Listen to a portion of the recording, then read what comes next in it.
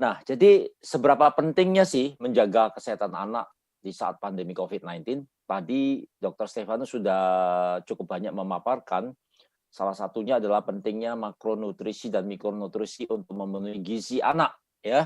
Dan juga bagaimana pentingnya imunitas tubuh bagi si anak ketika pada masa-masa sekarang ini kita tidak tahu kapan bisa tertular dan bahkan kapan kita bisa memiliki imunitas tubuh yang baik.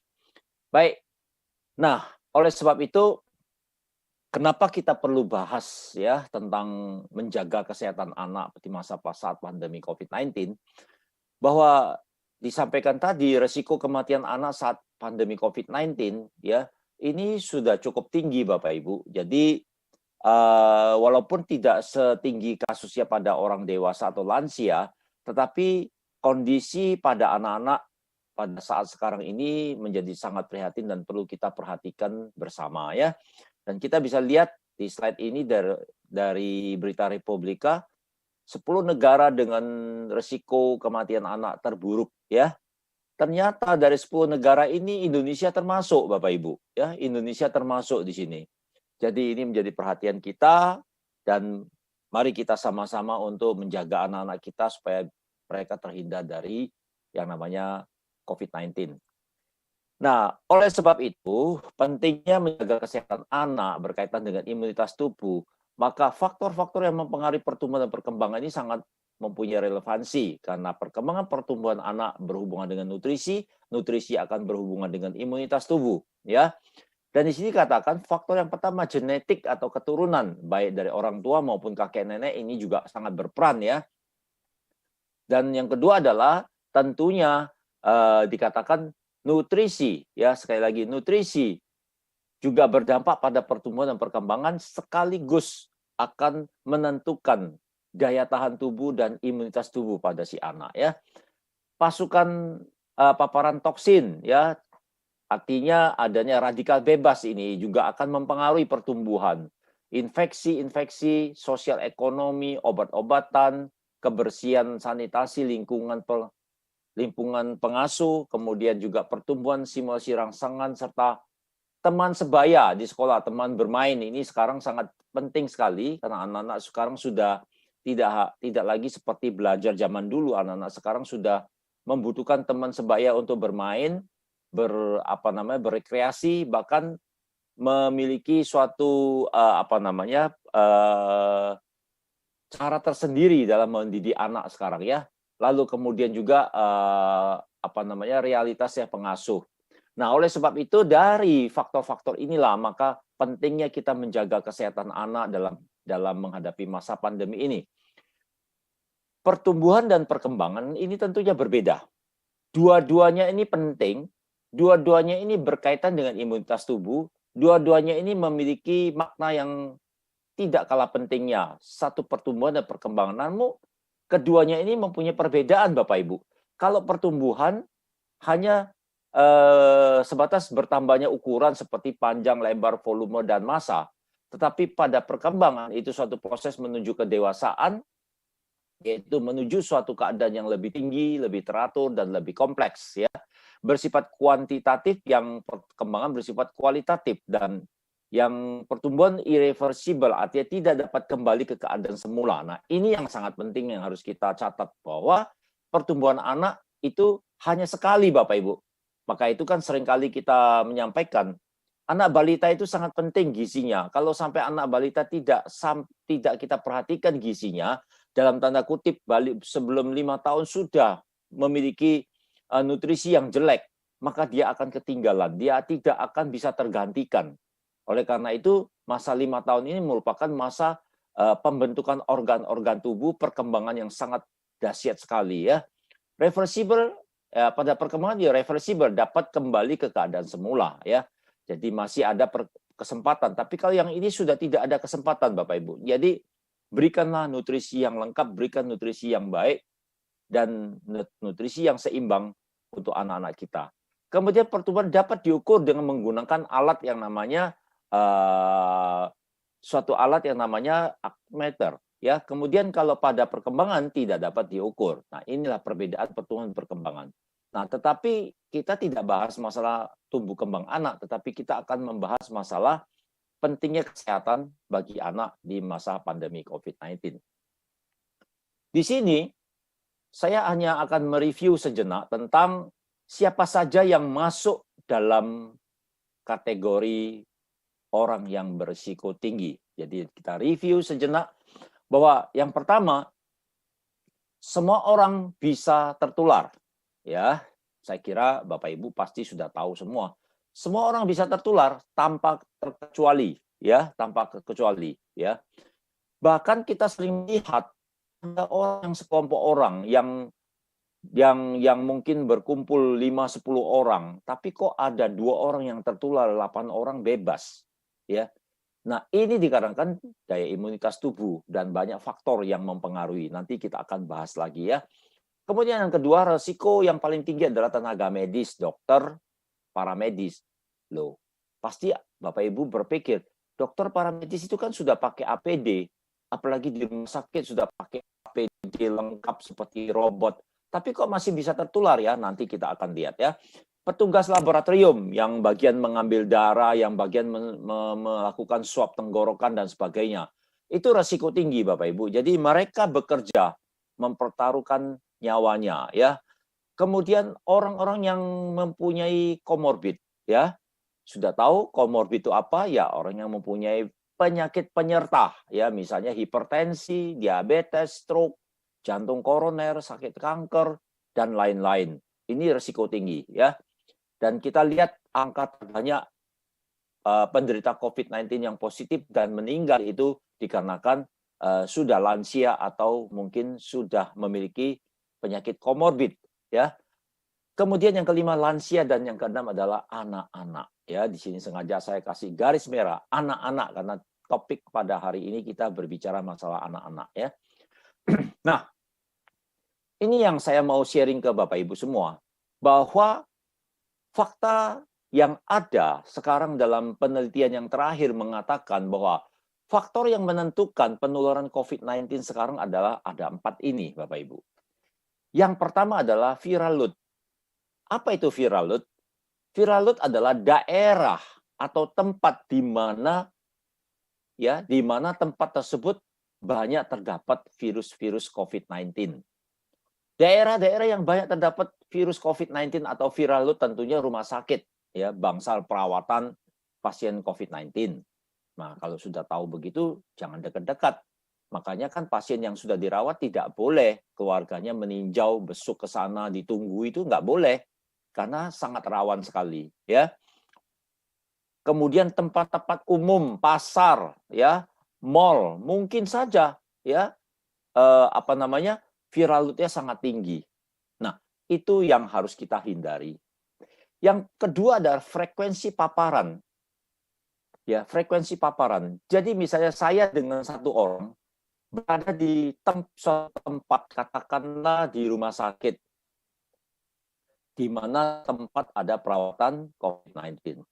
Tapi saya hanya sekali aja mengunjungi, setelah itu mungkin tidak 10 menit saya langsung pergi. Kemudian teman saya ini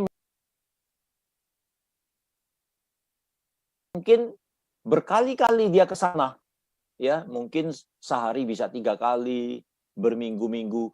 Nah, frekuensi yang tersering terpapar dengan COVID-19 dia akan lebih mudah menular, ya. Kemudian juga menyangkut durasi paparan, ya. Orang yang cukup lama, artinya apa? Dengan kata lain, nomor 2 dan nomor 3 dan 1, 2, 3 itu adalah seberapa banyak sih virus COVID-19 ada di dalam tubuh kita. Semakin banyak tentunya semakin parah orangnya, ya, semakin parah orangnya. Kenapa? Begitu COVID-19 ini masuk ke dalam tubuh kita, pasti terjadi perlawanan dengan antibodi kita, ya. Demikian juga pada anak-anak, Bapak Ibu, ya. Seberapa jauh frekuensi paparan, durasi paparan, dan yang terakhir adalah imunitas tubuh. Bagaimanapun peranan imunitas tubuh, satu-satunya senjata yang ampuh yang dapat melawan dan mencegah penularan COVID-19 adalah imunitas tubuh. Nah, oleh sebab itu, kenapa kita hari ini mau berbicara masalah imunitas tubuh? Karena sangat erat kaitannya dengan pertumbuhan perkembangan anak dan juga nutrisi yang ada pada si anak tersebut. Tadi saya mendengar Dr. Stefanus ya yang menyampaikan ada obesitas juga. Obesitas tentunya belum tentu dia memiliki nutrisi yang baik. Belum tentu orang anak yang obesitas memiliki kesehatan yang baik. Bahkan lebih banyak anak-anak yang obesitas dan overweight itu memiliki kelainan-kelainan atau penyakit-penyakit tertentu. Nah, oleh sebab itu cek dan konsultasikan ke dokter yang terdekat ya. Nah, dari 4 faktor itu ya, viral load, paparan, frekuensi paparan, kemudian durasi dan imunitas. Ikatan Dokter Anak Indonesia ya telah mengeluarkan suatu anjuran bahwa bagaimana caranya mencegah, menjaga anak-anak agar anak-anak tetap sehat di masa pandemi ini. Nah, ini sangat penting Bapak Ibu. Kenapa? Karena anak-anak merupakan regenerasi penerus ya. Anak-anak merupakan generasi penerus, apalagi mereka masih bertumbuh ya, terutama anak yang di bawah 1 tahun. Daya tahan tubuhnya tidak sebagus dengan yang dewasa. Itu harus dilindungi. Oleh sebab itu, IDAI mengeluarkan suatu pernyataan bahwa yang pertama, anak-anak sebaiknya tetap berada di rumah. Itu yang sangat penting ya. Karena anak-anak kan belum bisa ngerti yang mana yang harus dijauhi, jaga jarak juga nggak bisa, mau cuci tangan setiap saat juga nggak bisa. Jadi dia taunya bermain, ini sangat riskan sekali. Jadi anak-anak sebaiknya tetap berada di rumah. Yang kedua adalah siapapun yang dari luar rumah bersihkan ya diri sebelum kontak dengan anak. Jadi tradisi Indonesia kan kalau ada orang ketemu anak, iya anaknya lucu, sini dicubit pipinya, ditabuk-tabuk, digendong, dipeluk, diciumi. Nah, ini sekarang ini sudah tidak bisa begitu lagi ya, sudah tidak bisa begitu lagi karena sangat berbahaya ya. Sekali lagi di webinar yang sebelumnya saya kan selalu mengatakan COVID-19 ini pada manusia kita tidak tahu siapa musuh, siapa lawan, siapa kawan ya. Jadi ya contoh silah seperti cucu saya ya. Zaman dulu sebelum COVID-19 orang gemes, sini tak gendong. Sekarang kalau bisa dipeluk saya orang mau peluk, no, no, no, tidak boleh ya, tidak boleh. Bersihkan dulu dan kita harus tahu dia siapa ya. Kemudian yang ketiga adalah tidak bawa anak-anak ke tempat umum ya, misalnya pusat mall, rekreasi, pusat belanja, tempat bermain, penitipan anak. Wah, saya kira penitipan anak sekarang sepi deh ya, kursus dan sebagainya. Jadi anak sekarang lebih privasi dijaga orang tua, dijaga pembantu rumah tangga yang privat atau babysitter dan lain sebagainya. Kemudian yang keempat adalah jika dalam keadaan mendesak, ya jadi mendadak, ya mendesak, anak perlu keluar rumah, maka, nah ini kan ada makanya menurut IDAI, Ikatan Dokter Anak Indonesia, yang pertama anak harus didampingi. Karena anak tidak boleh dibiarkan seperti itu, dibiarkan main di pekarangan rumah aja tidak boleh. Karena dia bisa bertemu orang dan lain sebagainya, ini sangat berbahaya ya. Kemudian yang kedua, tetap pakai masker ya. Lucu ya kalau lihat anak-anak pakai masker. Wah, saya kalau lihat cucu saya pakai masker gemesin ya, rasanya dia bisa betah pakai masker. Saya satu jam pakai masker sudah tidak betah. Tapi dia bisa betah ya. Kemudian juga jaga jarak. Ini juga sangat penting, jaga jarak, segera jauhi orang yang sakit, terutama ada batuk pilek dan sebagainya. Cuci tangan ya, baik itu mau keluar maupun kembali ke rumah. Ini kalau mendesak loh ya. Kemudian hindari sentuh area wajah ya. Kita harus mengawasi anak-anak kita. Jangan sampai ucek-ucek mata ya.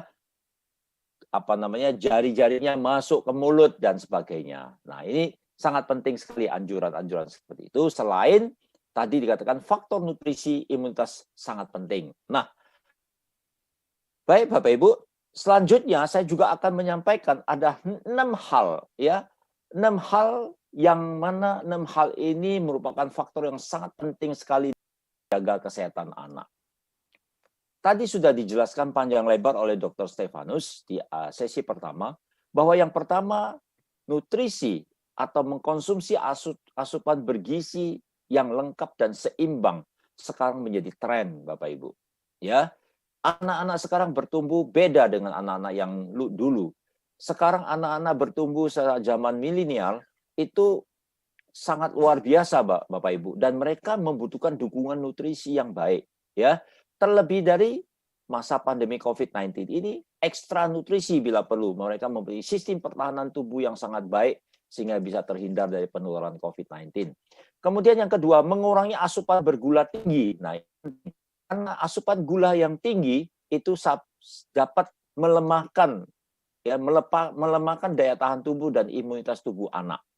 Berbeda mereka mengkonsumsi madu, ya. Dalam batas-batas tertentu madu justru ya memberikan ketahanan fisik, energi, bahkan imunitas tubuh yang baik, ya.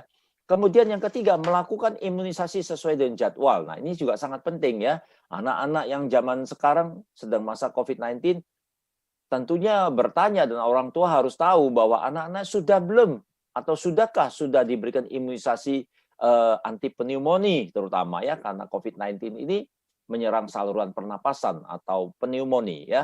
Kemudian tidur yang teratur. Tidur yang teratur sangat penting untuk memberikan imunitas tubuh yang baik secara alami, rajin mencuci tangan, dan aktif bermain, ya. Kenapa panduannya adalah aktif bermain yang keenam?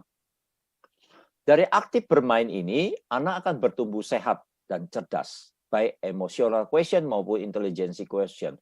Tetapi di sisi lain, aktif bermain ini bisa menjadi salah satu parameter apakah anak ini sedang sakit atau sehat. Let's see, misalnya anak biasa bermain pada jam-jam tertentu sore, misalnya bangun tidur siang. Dia bermain, wah lari sana lari sini. Tapi tiba-tiba ketika kita melihat dan mengamati, kok diam saja, lesu, lemas, dan sebagainya. Nah, ini menjadi suatu petanda bahwa anak tersebut ada sesuatu yang dialami. Ya, jangan-jangan COVID-19 misalnya, ya. Sehingga ini menjadi salah satu parameter juga. Nah, Bapak Ibu, kandungan ataupun kebutuhan nutrisi yang lengkap dan seimbang. Apa maksudnya? Bahwa anak yang sedang bertumbuh dan berkembang itu sangat-sangat membutuhkan vitamin, mineral, enzim-enzim pencernaan, bahkan asam-asam amino esensial yang sangat dibutuhkan untuk pertumbuhan dan perkembangan anak.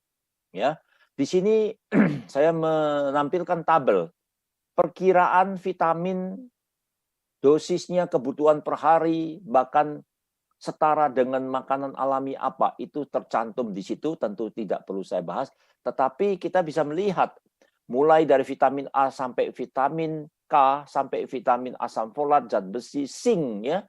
Zinc merupakan satu zat mineral yang sangat penting sekali untuk pertahanan dan imunitas tubuh pada anak, ya. Tentunya angka kecukupan gizi ini sangat penting, ya, terutama pada bayi dan anak di bawah 5 tahun, ya. Lalu ini sebagai contoh tabel, andai kata anak yang berusia 1 tahun, vitamin yang dibutuhkan kira-kira seperti ini. Mulai dari vitamin A, beta karotin, B1, B2, B3, B6, ya, piroksikam, B9, asam folat, B12, cyanokobalamin, vitamin C, dan seterusnya. Ini adalah dosis kebutuhan pada si anak tersebut. Dan juga fungsinya juga macam-macam, yang tidak lain tidak bukan kalau kita lihat dan kita baca satu persatu secara kesimpulan pasti menuju ke daya tahan tubuh, perkembangan anak, pertumbuhan anak, dan imunitas tubuh anak yang baik, ya. Ini juga vitamin D, vitamin E, dan lengkap, ya. Nah, untuk mencari bahan yang lengkap seperti ini, apakah perlu macam-macam, ya? A dari sini, B dari sini, C dari sini. Oh tidak, ada satu bahan yang namanya bipolar yang bisa memberikan dan memenuhi kebutuhan-kebutuhan anak tersebut, ya. Nanti kita akan bahas. Tapi di sini saya akan menyampaikan juga bagaimana sih mekanisme pembentukan kekebalan tubuh pada si anak, ya. Di sini kalau ada benda asing, ini luar tubuh, ada benda asing, ada benda patogen, ada virus, ada bakteri masuk ke dalam tubuh. Seperti biasanya tubuh memiliki suatu pertahanan. Tubuh memiliki suatu respon imun yang biasa kalau secara molekul disebut innate immunity dan acquired immunity. Jadi benda-benda asing mau termasuk karena kita kata-kata virus COVID-19, dia akan berhadapan dulu dengan yang namanya innate immunity dan acquired immunity. Pertahanan tubuh pada si anak ditentukan oleh respon imun yang pertama. Ini pintu gerbang yang pertama. Nah, oleh sebab itu kita harus kuatkan respon imun di sini, baik innate immunity maupun acquired immunity dengan B-product, dengan nutrisi yang lengkap dan seimbang. Seandainya di sini bisa memiliki pertahanan tubuh yang lengkap, respon imun yang baik, maka virus meskipun dia bisa masuk ke dalam tubuh si anak, tapi tidak mampu untuk bereplikasi atau memperbanyak diri sehingga memunculkan gejala-gejala ke arah COVID-19. Jadi oleh sebab itu banyak sekali orang yang sekarang baru-baru tadi malam saya mendapatkan ada 2 rekan ya yang telepon ke saya, tidak ada gejala, anaknya juga tidak ada gejala, tapi PCR swab tenggorokannya positif. Nah, itu bisa jadi karena sedang terjadi peperangan respon imun di sini. Di mana daya tahan tubuhnya baik, virus boleh masuk, sudah terlanjur masuk, tapi daya tahan tubuh baik belum memberikan respon ke arah gejala-gejala klinis dan lain sebagainya. Jadi respon imun ini akan membentuk yang namanya imunitas humoral dan imunitas seluler yang akan membunuh bakteri dan virus tersebut. Ya, di sini ada non-spesifik, terjadi fagositosis dan sebagainya. Fungsi daripada fagositosis di dalam tubuh ini sangat penting. Ya, Bapak Ibu, sangat penting sekali saya katakan, baik yang spesifik maupun yang non-spesifik. Nah, untuk bisa terlaksananya fungsi fagositosis. Jadi fungsi fagositosis itu ibaratnya respon imun tubuh kita memakan, membunuh bakteri, virus dan jamur. Ya, pokoknya benda asing yang masuk dia berhadapan dengan fagositosis ini. Termasuk yang imunitas spesifik, misalnya imunitas seluler. Di sini imunitas humoral. Nah, kita lihat hampir interaksi antibodi dengan antigen. Pengikatan antibodi ke antigen, antibodinya si anak ke antigen itu adalah virus yang masuk, memungkinkan inaktivasi antigen. Jadi dia melemahkan sudah. Jadi kalau ada benteng pertahanan antibodi, virus yang masuk dia sudah melemahkan virus tersebut ya. Jadi memungkinkan jadi antibodi dengan antigen diikat memungkinkan inaktivasi namanya. Inaktivasi jadi sudah antigennya sudah tidak aktif lagi ya Bapak Ibu dan menandai sel atau molekul asing agar dicerna oleh fagosit atau sistem komplement protein. Contohnya di gambar ini Bapak Ibu. Ini adalah virus, bakteri, benda-benda asing yang lain. Di mana kalau sistem pertahanan tubuh kita baik, antibodi kita baik, maka akan terjadi fagositosis oleh makrofag tubuh. Dan makrofag tubuh ini merupakan imunitas ya. Sel makrofag, limfosit, dan semuanya ya. Dan dia akan ibaratnya itu melingkupi virus atau bakteri tersebut agar tidak bisa berkembang biak dan akhirnya mati ya. Inilah fungsi fagosit oleh makrofag tubuh.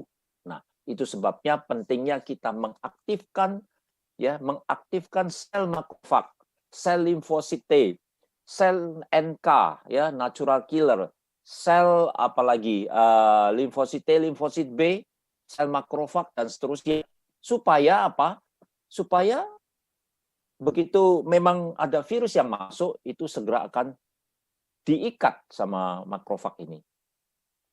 Supaya tidak punya kesempatan untuk bereplikasi, tidak kesempatan untuk berkembang biak. Nah, itulah pentingnya kita mengkonsumsi suplemen yang bergizi, yang bermanfaat untuk bisa mengaktifkan imunitas tubuh kita, antara lain makrofag, sel NK, dan lain sebagainya.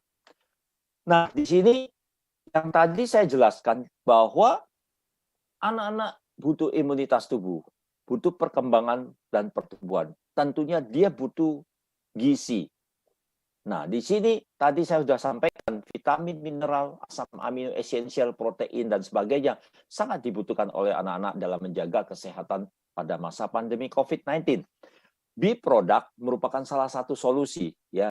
B-product merupakan salah satu solusi produk natural untuk kesehatan anak. Sebelum saya menunjukkan produknya, saya ingin menyampaikan dulu, ada banyak literatur yang sudah membahas.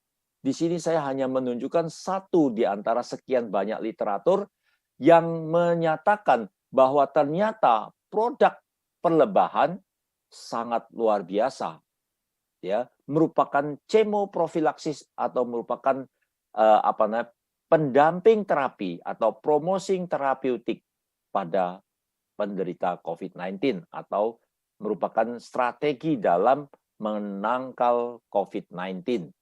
Kalau kita baca lebih jelas dan lebih lanjut atau lebih komplit di sini, ternyata B-product itu kenapa sih kok bisa bisa menangkal COVID-19? Di sini jurnal ini jelas-jelas sangat luar biasa menyampaikan bahwa antiviral daripada B-product ini mempunyai efek antiviral yang sudah saya garisi merah itu, ya. Efek antiviral ability to stimulate the immune system using B product, send out of potentially promising alternative in the therapy of several viral respiratory infection. Jadi B product itu dapat, ya, menstimulasi, bahkan menstimulasi itu artinya membentuk dan merangsang sistem imunitas tubuh agar dapat, ya, mencegah COVID-19 atau beberapa penyakit infeksi pernapasan, ya, dikatakan. Dia sebagai imunomodulator, the immunomodulator antiviral, antiinflamasi, antioksidan, dan pre-resolving effect of different B product and their chemical compound can be useful in prophylaxis, ya, specific treatment and even symptomatic treatment of COVID-19. Wow, luar biasa. Jadi dari satu jurnal ini saja saya punya puluhan, bahkan hampir mencapai 30 jurnal kalau saya pelajari satu persatu, semua berbicara ke hal yang sama, bahwa ternyata B-product salah satunya memegang peranan yang sangat penting dalam memerangi COVID-19, termasuk untuk kesehatan pada anak. Ya, kita lihat. Ini masih lanjutan daripada jurnal tersebut, ya. Saya membahas jurnal sedikit. B-pollen. Ternyata B-pollen dengan kandungan ada protein hampir mencapai 60%, asam amino esensial, ya, kemudian nucleic acid, asam amino dan sebagainya, mineral, ya, serta antioksidan yang sangat lengkap sekali di dalam B-pollen itu, memampukan dia sebagai produk yang katakanlah dapat meningkatkan imunitas tubuh, ya, bahkan menghambat, ya, efek daripada COVID-19. Di sini yang saya garis merahi di bawah ini, ya. Di atas ini juga, ya, SARS, SARS-CoV and MERS, ya. Di bawah ini juga saya menggarisbawahi disinhibitor effect, ya. Jadi pollen juga bisa memberikan inhibitor effect of SARS-CoV-19 depend on the hydroxy group of quercetin. Jadi kandungan antioksidan yang ada dalam pollen ini sangat penting. Berikutnya propolis. Now, ini kalau kita bicara jauh lebih dahsyat, ya, yang sekarang sudah banyak dikenal dan dipakai oleh orang. Yang saya garis bawah ini, kita lihat. Propolis show promising antiviral effect in vitro and in vivo against influenza virus, ya. Yang dimaksud influenza virus ini bisa jadi adalah COVID-19.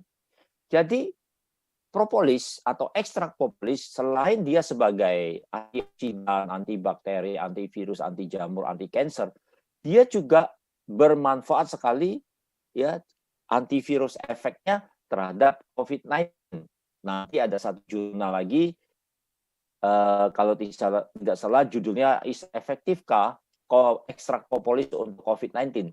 Jawabannya adalah di situ, konklusinya atau kesimpulannya adalah ternyata ekstrak propolis mampu menghambat replikasi virus. Nah, ini luar biasa, ya, Bapak Ibu, ya. Di sini dikatakan lagi, garis merah yang paling penting, propolis is now to stimulate the adaptive immune response. Jadi sudah jelas ekstrak propolis bisa menstimulasi membentuk imunitas tubuh yang baik, ya. Oke. Honey atau madu ini juga tidak kalah penting Bapak Ibu, ya. Bahwa madu memiliki osmotic effect natural low pH, ya. pH-nya yang rendah, and the presence of several natural compounds, ya, bla bla bla, seperti hidrogen peroksida, asam fenolik, flavonoid, lisosim, dan seterusnya. Ini merupakan antioksidan yang sangat penting sekali, ya. Kemudian selanjutnya kita bisa baca ya di bawah ini, ya.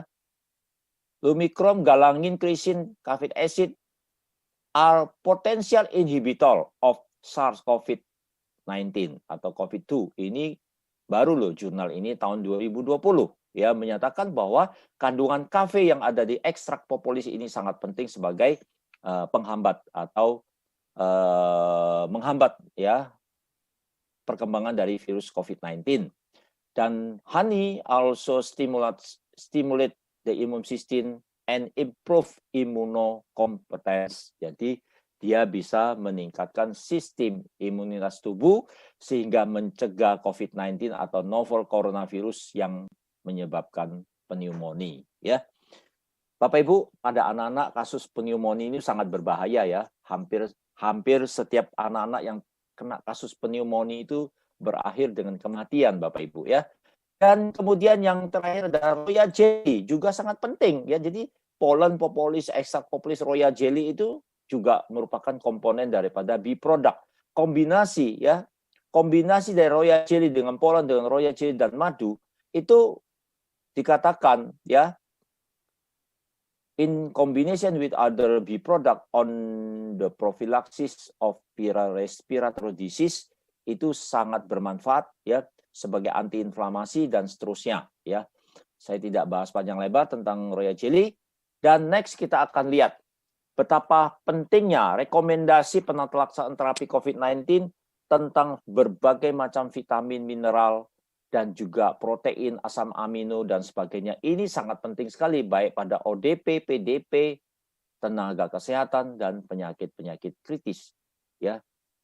Jadi Bapak Ibu bisa melihat tabel ini betapa pentingnya panduan ini untuk kita meningkatkan sisi imunitas tubuh pada anak-anak, ya, terutama. Kemudian berbagai macam produk vitamin yang bisa kita dapatkan di B-product. Yang pertama adalah tentu berkaitan dengan B-pollen yang tadi saya katakan. Di dalam B-pollen ini terkandung ada 8 jenis asam amino esensial yang sangat dibutuhkan oleh pertumbuhan dan perkembangan otak pada si anak, ya.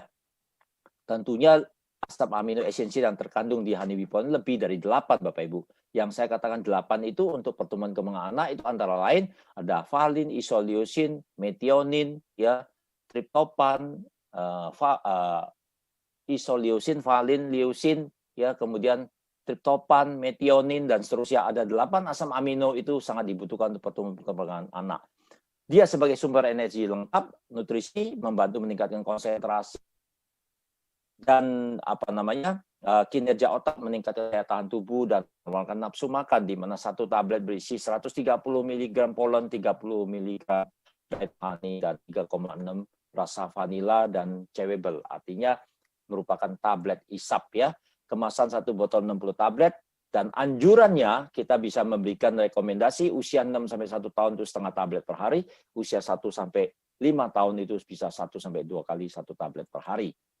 Kemudian berikutnya adalah kit 3 atau kits, ya, di mana kandungan ini lebih luas lagi. Artinya kalau tadi hanya B-pollen, kits 3 ini ada kandungan B-pollen, royal jelly, B-propolis, dan rose hip, di mana kombinasi dari ketiga kandungan B-product ini sudah sangat ideal sekali. Ada B-pollen, royal jelly, dan propolis sesuai dengan jurnal tadi, melengkapi nutrisi pada anak. Tentunya Kitri ini kita sarankan usia 5 tahun sampai 12 tahun tentunya, ya.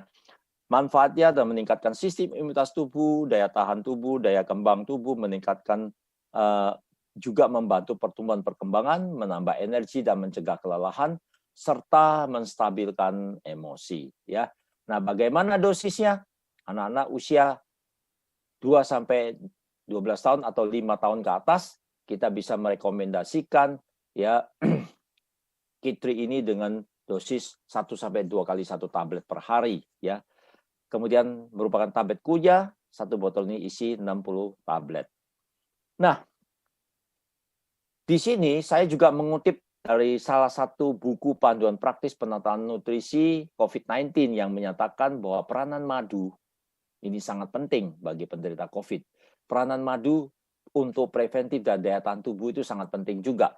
Nah, di sini saya akan memperkenalkan madu dari HDI, yaitu Clover Honey, di mana keistimewaannya dia merupakan madu unprocessed, kadar airnya sangat rendah, di bawah 17%, mengandung bipolen, ya, karena ada bintik-bintik ini, dihasilkan dari bunga clover yang menurut peneliti merupakan bunga yang menghasilkan nektar dengan komposisi yang paling lengkap dan seimbang, di mana komposisi kandungannya clover honey 99,7% dan bipolennya 0,3%.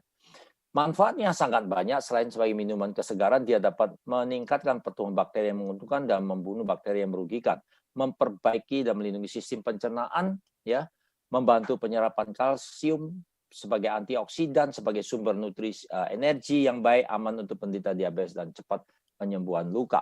Jadi kalau kita lihat, madu sekarang sudah sangat maju sekali ya, baik pengelolaan maupun fungsinya. Zaman dulu madu hanya untuk minuman kesegaran, tapi sekarang madu berkembang baik untuk kesehatan maupun untuk kosmetik, untuk kecantikan, bahkan untuk merawat luka. Jadi ada apa dengan madu? Ya, ada apa dengan madu? Nah, tentunya pasti punya keistimewaan Bapak Ibu. Berikutnya adalah saya memperkenalkan juga seandainya baik dewasa maupun anak-anak yang mungkin sudah terlanjur dalam tanda kutip terpapar dengan COVID-19, maka jelas membutuhkan yang namanya ekstrak propolis, di mana ekstrak propolis ini mengandung 16 rantai asam amino esensial sebagai regenerasi sel dan antioksidan yang sangat kuat yang mengandung kafein acid, pendidik ester, dan serta golongan bioflavonoid yang lain yang tentunya berkhasiat sebagai antimikroba, antivirus, jamur, sumber antioksidan, meningkatkan sistem imunitas tubuh dan antiinflamasi serta anti kanker. Maka itu kami anjurkan pada anak-anak bisa dikonsumsi 3 kali 1 kapsul per hari, kalau itu di bawah 12 tahun. Tapi pada orang dewasa di atas 12 tahun apabila terpapar dengan COVID-19, maka anjuran takaran konsumsinya kita menyarankan 3 kali 2 kapsul per hari bersama produk yang lain. Nah, saya kira gitu dari materi saya, mudah-mudahan bermanfaat. Mari kita sama-sama memperhatikan kesehatan anak, menjaga anak supaya mereka bertumbuh sehat, cerdas, memiliki daya tahan tubuh, sistem imunitas yang baik, sehingga mereka bisa terhindar dari yang namanya penularan daripada penyakit yang sangat berbahaya pada zaman atau abad yang sekarang ini. Terima kasih, dan saya kembalikan ke moderator.